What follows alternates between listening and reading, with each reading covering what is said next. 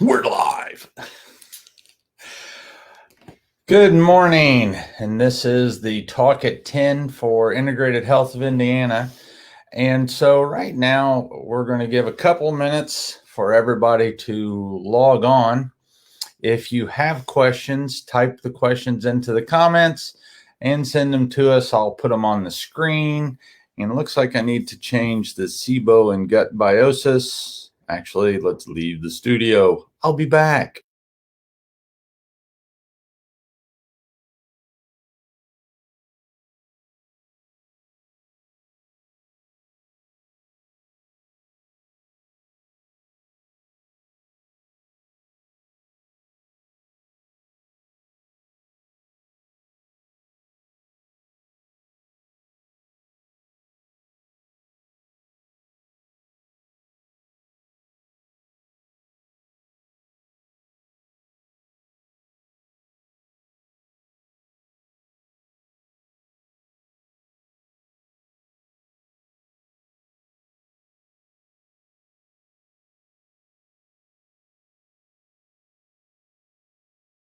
So you don't have to worry about, because there's this. And he's like, what's Here we go. We're live again.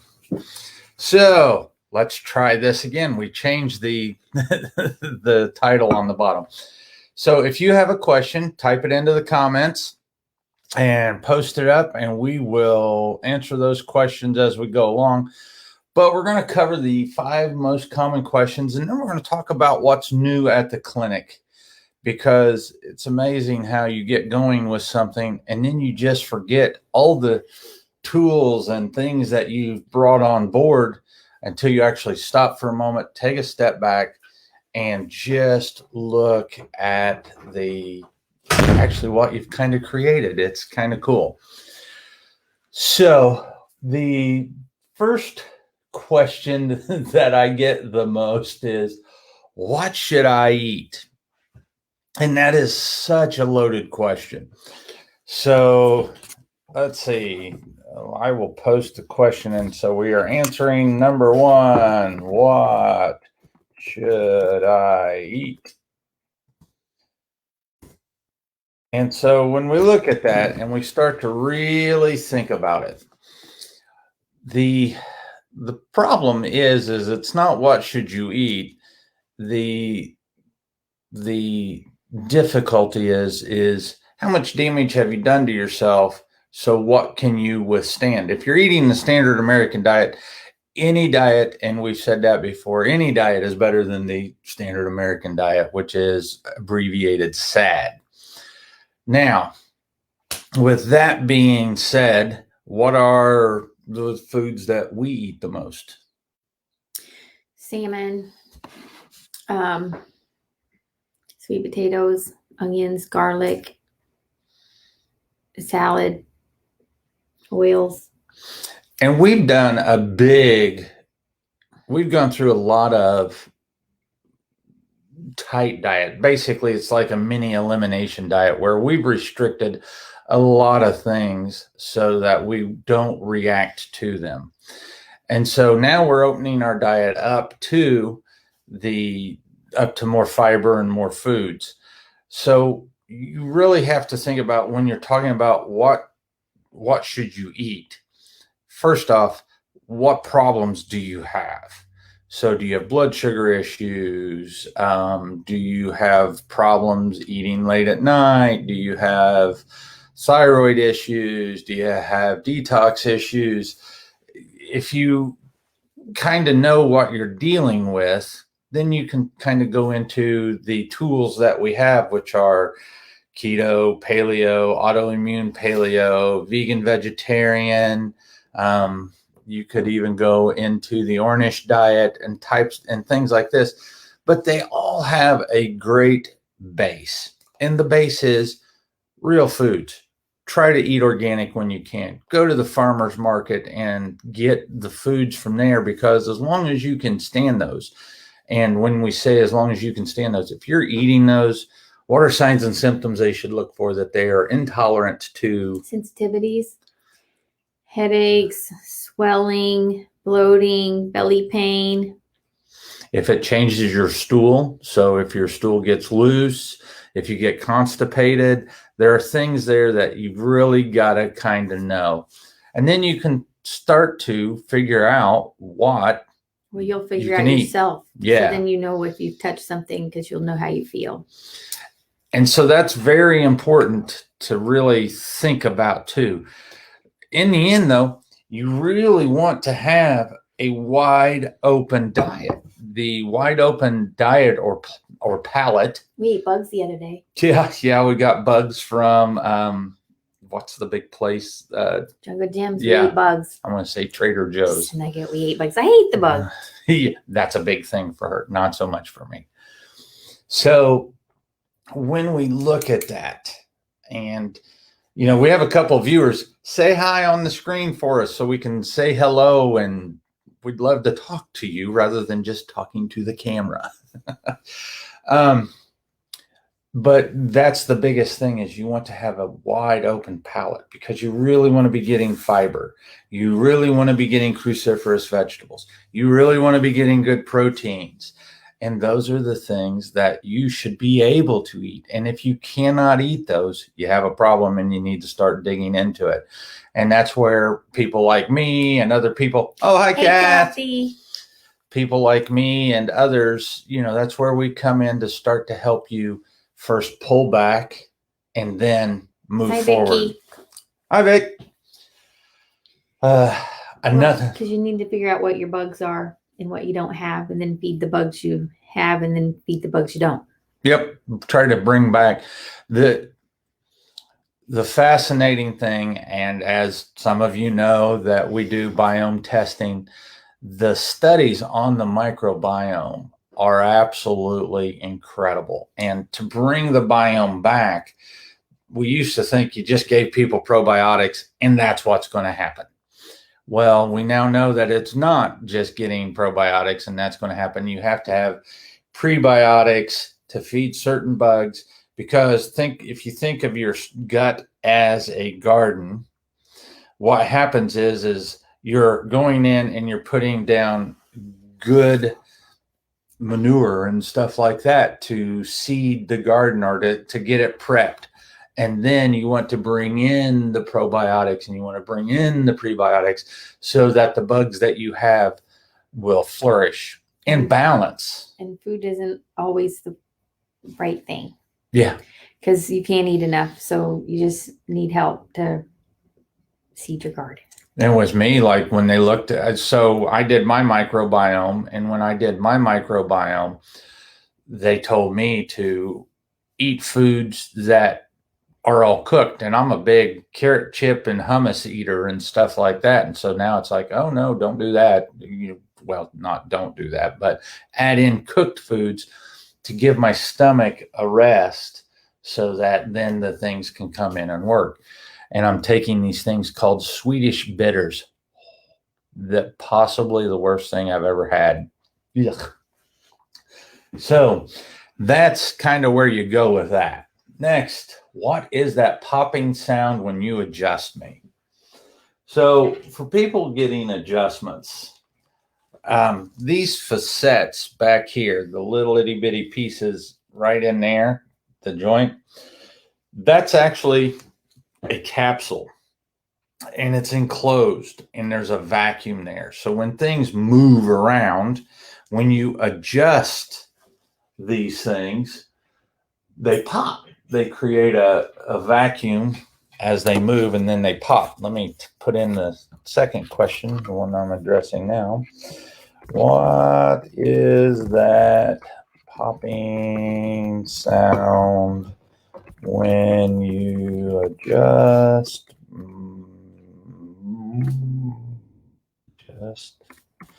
my neck? All right. Chat. And I will show this on the screen.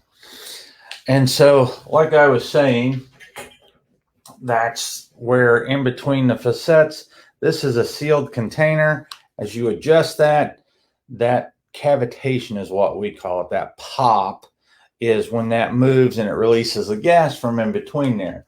And that's a normal sound And that's a good sound to hear, but it's not a necessary sound to hear, because some people who get adjusted quite regularly will not hear that adjustment or that pop, because things are pretty much placed well, and then we don't have to have them fall apart and do, just break everything down and rebuild and do it over and over and over again.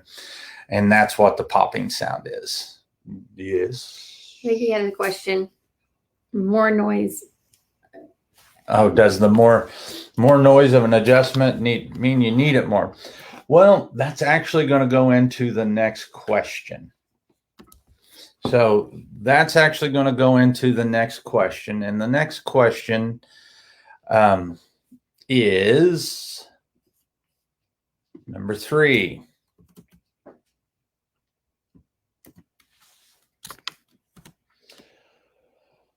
Why does my neck / back quote grind?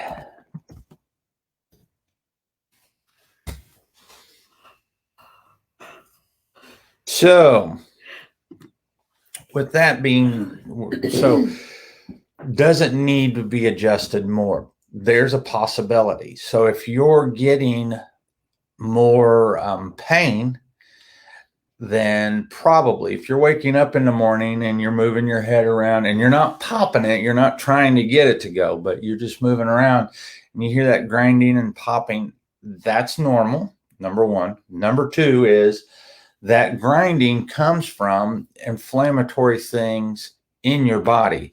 So one of the things about the popping is that's a sign of inflammation. If you pop and pop and pop and pop, then you have inflammation in there. When you get that, sounds kind of like the zip sound, Vicky, it's like, and you hear everything go, that's a good release, but that's also a sign that probably you have some inflammatory factors in there, and they're causing that to subluxate, get tight.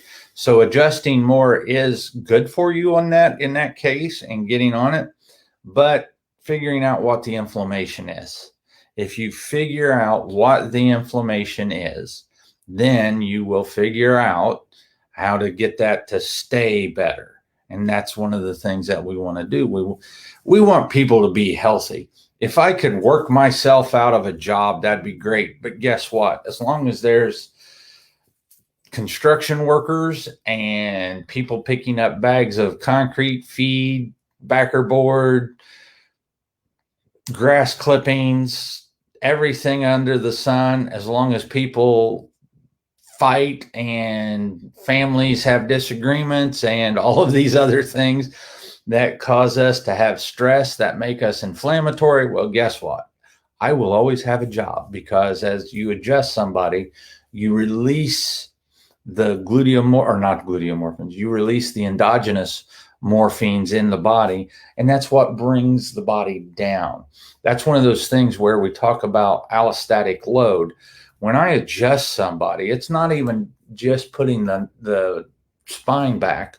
That's one benefit, but the release of the body's natural opiates, the release of the body's natural parasympathetic stimulating hormones, that's also helps us.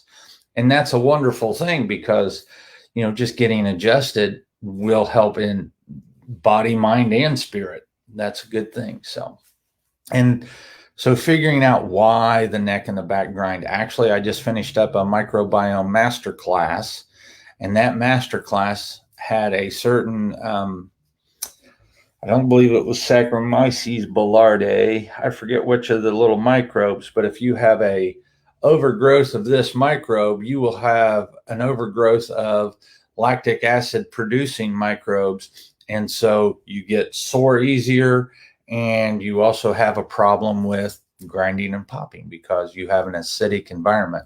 One of the things to do to help with that is squeeze a lemon into a glass of water and drink it in the morning. Takes your pH down naturally. Number 4. We are to 4, yes.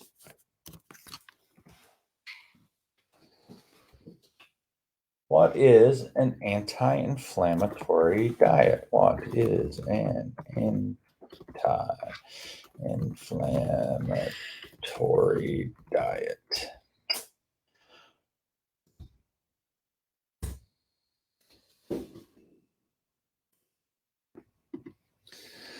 So, an anti-inflammatory diet is something that is very high in capsaicin, the cruciferous vegetables, all kinds of leaking. Something on it, but I don't. A little sticker.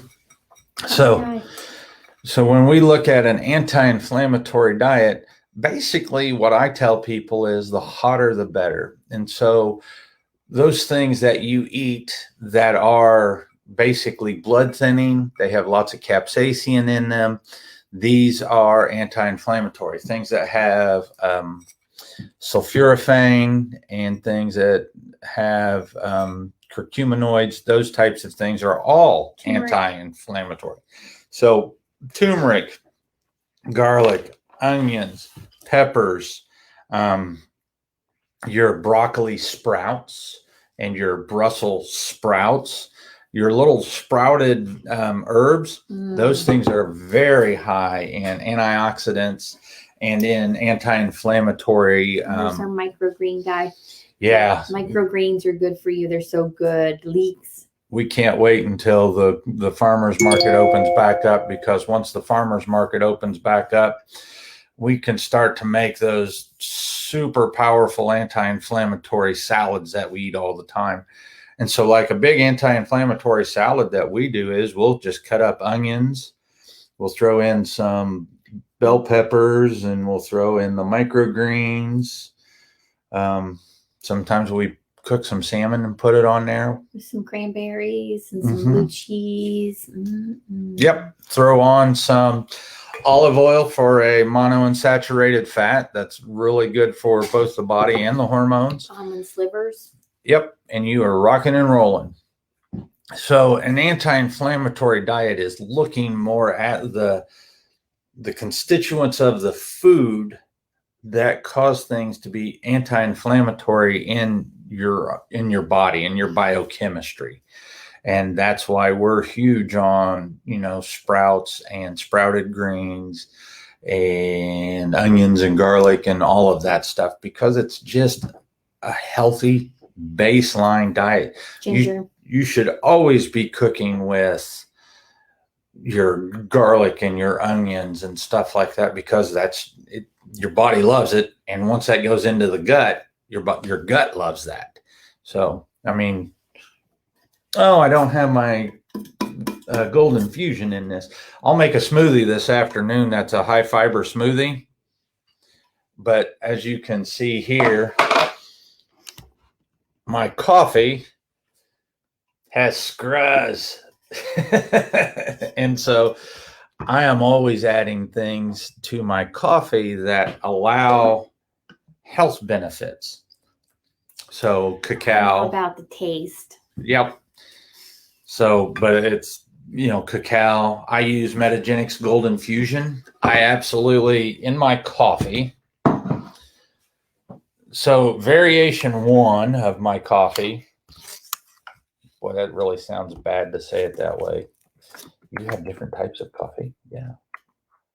So in my morning coffee. If you really like coffee, you should invest in a coffee press, a French coffee press, because then you at least get all the oils from your coffee beans and they're not soaked up by the paper, and then you're not getting bleach and stuff from your filter in your food. But once you have French press coffee, you'll never go back to your little coffee maker. MCT oil from Metagenics, Golden Fusion, which is a Metagenics product.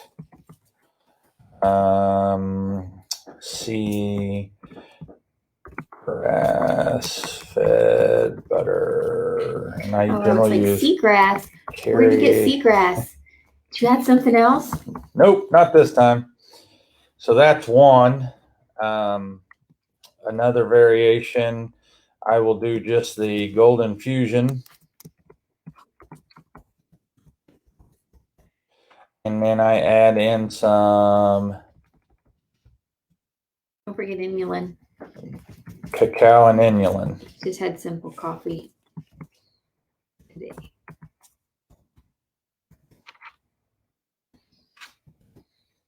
See. Inulin. I use standard process for that. The golden fusion, as you can see, is Metagenics. Sometimes the coffee is just black. I'll post these here in just a second. A lot of times I will take the first one. Oh, and I always add, sorry, I forgot to add the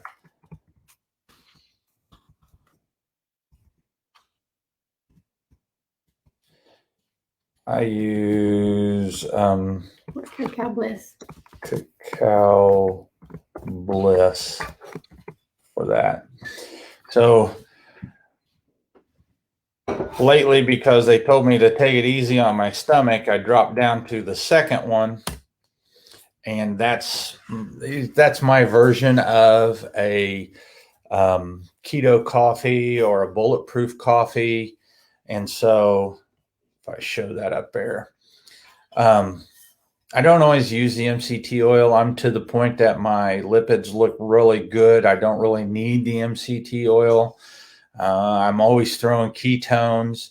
And so it's now time to open up my diet. With that, take that into account. You want to open up the diet because Jess was with me when they did my microbiome. And I show up with, these things are fascinating and fun to do, actually. Well, not fun to do. They're fun to read and figure out. The Bisophila wadsworthia. So this is mine. And as you can see, that Bisophila, that one is because of keto. When you eat one way or you eat a very restricted diet, you lose flexibility. You lose immunoresilience because your biome will tend to switch starve that out way. Your friends. Yeah, it's not good to starve out your friends. Number 5. Any questions? I mean, Vic, if that's you on here still, or Kathy, if that's you on here still, ask questions. That's what this is all about. Number 5. What vitamins should I take? How you take them. It's important how you take them. Otherwise, you just wash them out. So, this is, like she says, really important. A, what are the components of the vitamins that you take? If you read your vitamins and they say silicon dioxide, titanium dioxide, these are things you don't want to put in your body. They typically use silicon dioxide as a covering. They'll also use the titanium dioxide to paint the pills white because we think our pills should all be white. That's not good. Titanium dioxide is a heavy metal. It's not something that the body uses, and it is a known carcinogen. You can go look that up and you'll see it. So I typically, actually, if you go to, let me post a link in here. These are the vitamins that I use typically. And so if you go to Metagenics right there,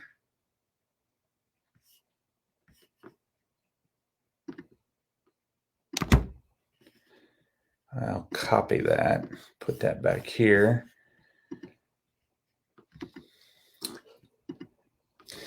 Well, Give me 1 second, Vic, and I'll answer that question. That's the link for Metagenics. If you use T Miller as the code, I'll do this quick. There's that. I'm not sure if I'm allowed to do that, but everybody on here are patients so far, so I'm good. So if you go to that link and then you use T Miller as the code, that will allow you to go into the Metagenics website and buy stuff. Okay, Vicky, zinc, selenium, these are huge. Metagenics actually has a formula called Thyrosol, and that will allow you to get your thyroid vitamins and to do that. Now, you have to think about thyroid, though. Do you have a problem with production? Do you have a problem with transforming the vitamins that you take into thyroid stimulating hormone? Or, what's the problem there? Or do you have a problem with conversion from T4 down to T3, which is the active form of thyroid? So we like to shortcut it in medicine by jumping right between the thyroid stimulating hormone, and we'll typically give somebody Synthroid, which is an artificial form of T3. Is it T3, right? It's artificial T3. And so that's one of those things that you kind of got to tease out, because do you have T3 or reverse T3? If you have normal levels of reverse T3, you don't have a production problem. You have a stress problem. And that stress problem is causing your body to pull you from going down and making normal T3 into making reverse T3. And reverse T3 looks exactly like T3, but it's like your hands. Your hands are a mirror image of each other. And most of us are right side dominant. So if you're right side dominant, you use your right hand more. This is my active form of T3. And then what happens is when I get stressed or get in trouble, then I have to use my left hand. Well, the left hand looks just like the right, but it's not quite as adept. And so reverse T3 in the body does not, or it's not an active form. It looks like T3. It doesn't act like T3. So my left hand looks like my right hand, but it doesn't act like my right hand. Can't sign my name with it very well. There's a lot of stuff there that causes an issue. Eat seaweed. Seaweed gives you iodine, which helps you to transform T3 to T4. It's an iodine. So there's a lot of stuff there that you kind of got to tease out, because thyroid can go crazy in a lot of different ways. But the Thyrosol is a good product because I like that. Yep, the Thyrosol is very good. My hands and feet are warm now. Yeah, but that's not just because of the Thyrosol. I mean, you do a lot of stuff. You're mitigating stress factors. You're implementing your lifestyle stuff. I mean, there's a lot to it that you're doing for overall health. So that stuff adds up. And so that's the 5 most common questions. Oh, but I actually didn't answer the vitamins. So everybody should be on a good multi. And make sure you take it the way you should take it, because people just want to take it and run. Your A, D, E, and K you have to have with fats, because they are fat soluble. And so you need to eat those with your breakfast, where you have some butter or some good oils or salmon or something. And your other ones are water soluble, and you need to take those with a little acid before you eat. So we don't really like orange juice, but orange juice, a little bit of orange juice with your vitamins actually helps you digest them well, or lemon water. And then wait about 20 minutes and then eat, because then your vitamins will make your belly sick sometimes. Oh yeah, I'm horrible at that. But you have to eat, but you want to be able to get the best absorption out of some of those. So you want to take them with a little acid before you eat, but then make sure you do eat. So I'm going to post up several things here. The Phyto multi everybody should be on because it's just an overall, these are all Metagenics products. So the Phyto Multi is a multivitamin that is wonderful, highly absorbed, and it gives you phytonutrients, which is what we need to process things in our body. Let me post those. Let me show those. The Omegagenics 2400 EPA-DHA high concentrate, a teaspoon of that is 2400 milligrams of EPA-DHA. Some people can't handle that, but you want a high concentration because everybody that I have tested in the clinic so far, even those who are taking omega-3 fatty acids, all test low. And they're all right around what the norm for typical Americans are. So I take a tablespoon of that stuff every morning with my vitamin D. Vitamin D is one of those fat-soluble vitamins, and actually it should be called a hormone because it technically is. But vitamin D is one of the things that we are deficient in that we have to have sun for to convert into 25-hydroxy and make it potent. So that vitamin D I take with the omega-3s, and then I'll later this afternoon when I eat, I'll take my multivitamin because it just makes me ill. It just gives my stomach, tears me up if I eat it on an empty stomach. I'm worthless for about 45 minutes. So those are the ones that I have seen in my patient population around here.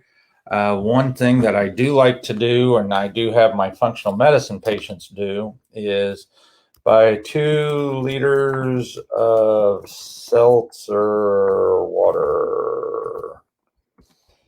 That is unflavored.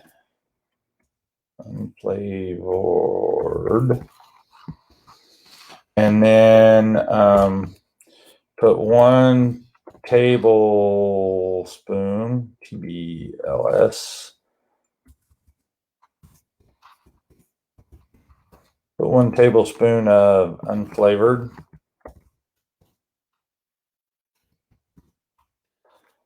Milk of magnesia. So basically this is a recipe for upping your magnesium because we're all pretty typically low in magnesium. And so you can drink 8 ounces of that. I actually take that and I'll squeeze my lemon into that, and then I drink that in the morning. And so that's just another way to make sure you're getting a lot of magnesium. Magnesium is needed in a lot of the processes and systems in the body that we really, really, really just have to have, and we're really, really, really deficient in. So with that being said, that wraps up our 5 questions. Some of the things that we would like to announce, I believe I'm going to do just an informational weight loss seminar. And we're going to do that here at the clinic on somewhere in the beginning of April. Yes. Can we open that up to Zoom? I wouldn't know why not. We could Zoom it, or we could even do this because that'll do to multiple people. But we're going to do the a weight loss class, and we're going to talk about healthy ways to lose weight. With that, it's going to be a $10 donation, and we're going to donate the $10 to dogs. There you go, to dogs. And so that will be, we're going to look at April 1st. I will put something out on the Facebook page. This will include the cupboard clean out, which I will get uploaded to the website. I will have a mapped out foods list. There will be shopping lists. There will be a calendar with meals planned in it. And then if you're not losing weight, this is when you're doing these types of things. If you're not losing weight, we will put in a 20-minute consult so we can try to figure out where you're stuck and see if we can help you get over the hump. So let me put that in. Let me put that here. April Fool's Day.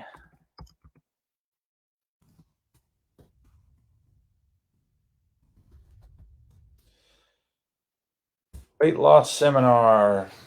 I don't even know what day April 1st is. I think it's a Thursday because I think I'm on call that day. So I'll probably do something in the evening. If you're on call that day, I'll get Gracie and we'll just do something in the evening here and we'll go from there. So April 1st is a Thursday. So Thursday, April 1st. And what we want to do is do this for 5 weeks. Try to follow the program. It is a semi-elimination diet. It's taking out all the stuff. Hey, yay. And so we'll take out all the bad stuff. It'll be a semi-restricted or elimination diet, which will set you up to going into the number 1, which is what should I eat? And we'll talk about how to reintroduce foods, and we will go from there and hopefully start to get everybody just baseline healthy. So that's open to everybody. Invite who you want and share it out. That will be, like I said, it's a $10 donation. So we'll do it on Zoom. We'll do it on StreamYard, but it's better just to be here at the clinic and we can give you the handouts and go from there. What's new at the clinic? So I was kind of talking in the beginning as to what was happening new at the clinic. And so it's super exciting around here. We are in the pre-planning phase of bringing another staff member on. We're not ready for it yet, but we want to look towards bringing on like a health coach who can also work in the back. And as we bring that person on, these things where we're doing the health classes and the things of that nature, we are going to be able to have somebody who's going to sit down and have time to talk about implementation.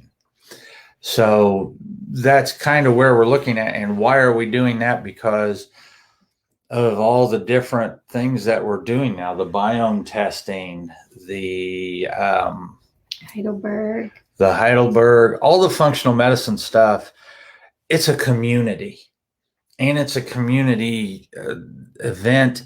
And that's what we want. We want the community to be healthy, because the more that you guys and we pick good, healthy foods, the more that our grocery stores and our farmers markets and these things will have to carry more. And that's what we want. We want to have healthy choices. We don't want to walk in there and just see junk right off the bat and whatnot. So community and supporting each other through this stuff is what we want to do, because the happier and the healthier the community is, the happier and the healthier we all are. And it's easier to be healthy. You know, how many times have you gone to a restaurant and there's just not been anything on the menu that you even want to eat because you know it's all junk? You know, I don't even stop at McDonald's. Restaurant. Yeah. I don't even eat at home. That's the big thing. That's the best restaurant. Eat at home. Well, eat at home, or even, I would really like to eat at home. Yeah. I would like to really, at some point in time, have the ability to bring people into the clinic and we all just do a mix and mash. Everybody make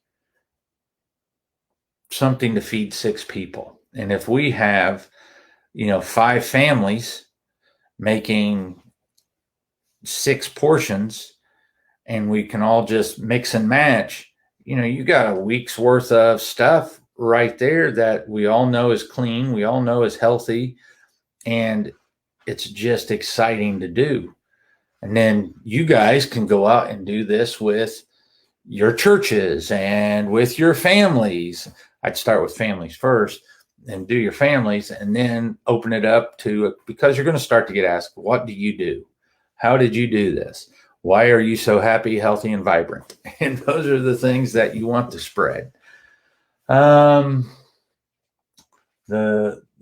just completed a microbiome masterclass. We are going through all, actually, funny enough that Vicky asked about the thyroid issues. The thyroid class that I just went through was like, I think it was 350 slides, and it's all just how to help people and looking at those pathways. And that's kind of like functional medicine, looking at the root cause and then using food as medicine to start to correct that. And if we've done enough damage that we have to go in and do a little extra, then we have those tools to do a little extra to help the body along. So if there's nothing else, I'm getting more training and getting more tools to help. Where we think we're at, we're good. Thank you for joining us. We'll see you all later. See you next week.